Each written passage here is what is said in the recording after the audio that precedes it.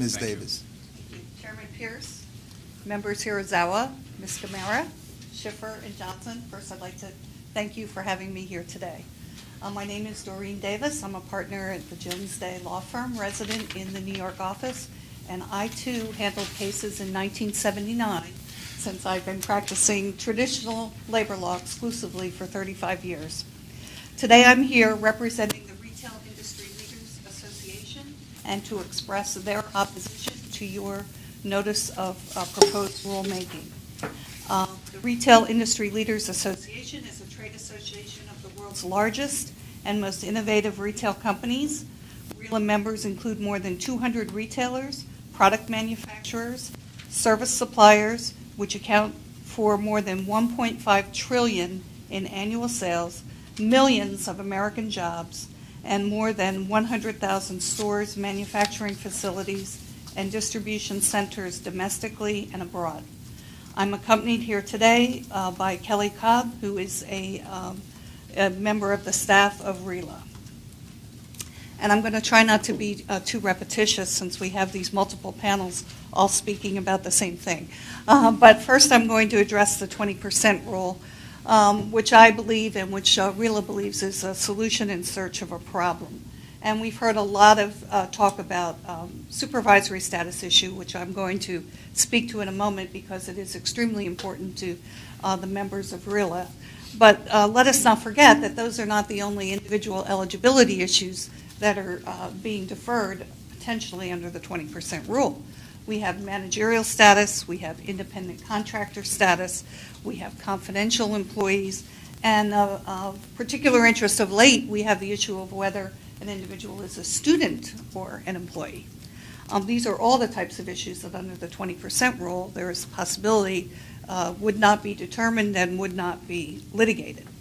In particular, on the supervisory issue for the retail employers, oftentimes the store manager is really the only on-the-ground person in the store who has any managerial authority. And in some cases, the issue of whether or not they are truly supervisory employees or not comes up in these cases. And you can imagine what a difficult position that must put employers in if that issue is not determined, especially if they are the sole managerial employee in that store. And we've talked a little bit about the risks that are inherent in going forward in that situation where the supervisory status is not determined. And there's a risk not only to the employers, of course, in having that manager be the communicator or not be the communicator, but there's also risk to the union in that situation. In the event that that store manager, for example, is sympathetic to the union and perhaps helping them get cards signed or helping out in the campaign, well, then the union also runs the risk of the election being overturned if they win it because of supervisory taint of some sort. So it's an issue that's not just something that it presents risk to employers, but also presents risk to unions. I posit to you that this rule may actually, of course, get to quicker elections. And although the rule does not specifically state that that is one of its purposes, implicitly many of the changes that are being proposed are designed to get to quicker elections. And I go back to a comment that I heard member Ms. Gamera make in the panel before this.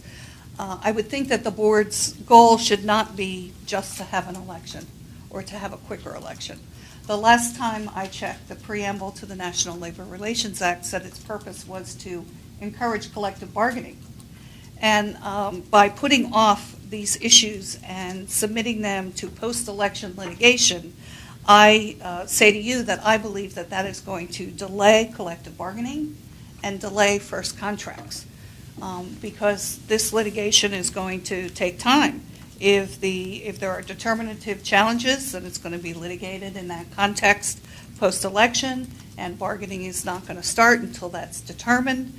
If there are non-determinative challenges, the notice of proposed rulemaking suggests that the issue be resolved in bargaining, which of course is going to delay the bargaining when your first issue that you're bargaining over is the scope of the bargaining unit and who's in and who's out.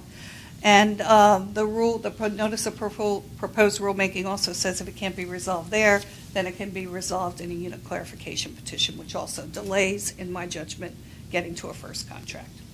I would reiterate that the rule does not seem to be clear as to whether the scope of the unit questions under specialty health care can be litigated, even if they do not constitute the requisite 20%, and would encourage the board to make that very clear. And the limiting of the litigation impedes the employer's ability to develop the record, and it places extraordinary discretion and in the regional office employees, for whom I have tremendous respect, having started my career there. But to allow a hearing officer to make the decision whether or not to take evidence is making that hearing officer both judge and jury. And for these reasons, we oppose the proposed rules. Questions?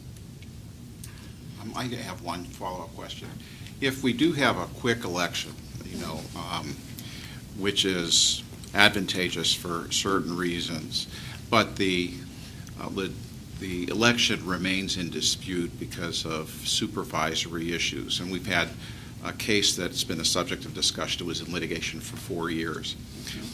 Is the employer permitted during that period of time, if the union prevailed, is the employer permitted to freely make changes in terms of the operation of the business during the period of time that the election outcome is in dispute? Absolutely not.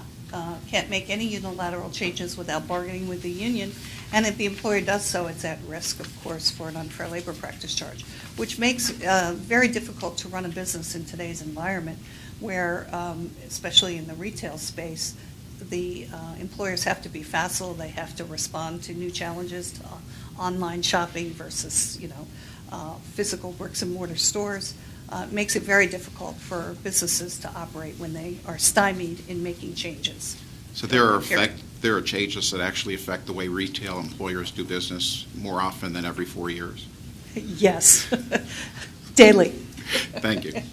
But under our current rules, if an employer doesn't like the outcome of a unit placement decision by the board and elects to test cert by not bargaining, it does that at its own risk as well. Oh, absolutely. But under the proposed rules, the testing of the cert is going to be difficult when there's no underlying record that's been made.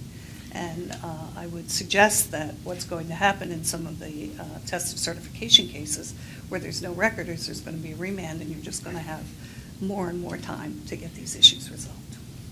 Right, a quick follow-up on that. At what point do you see it becoming a due process problem or a 9C1 problem, if at all, given the volume of what is going to be excluded from the record by a hearing officer? I think when the hearing officer makes a decision not to take evidence on a particular issue and says you're not allowed to introduce evidence, that's at the point it happens. You mentioned impact on the union from not having the supervisory issue resolved, but with respect to card signing, the supervisory issue is never resolved at that point, right? Well, not necessarily when the cards are being signed, that's true. Yeah. But during the campaign, if the... At some point in the campaign. Yeah, yes. Maybe. Maybe. Maybe. Okay. Thank you all very much. Thank Thank you. you.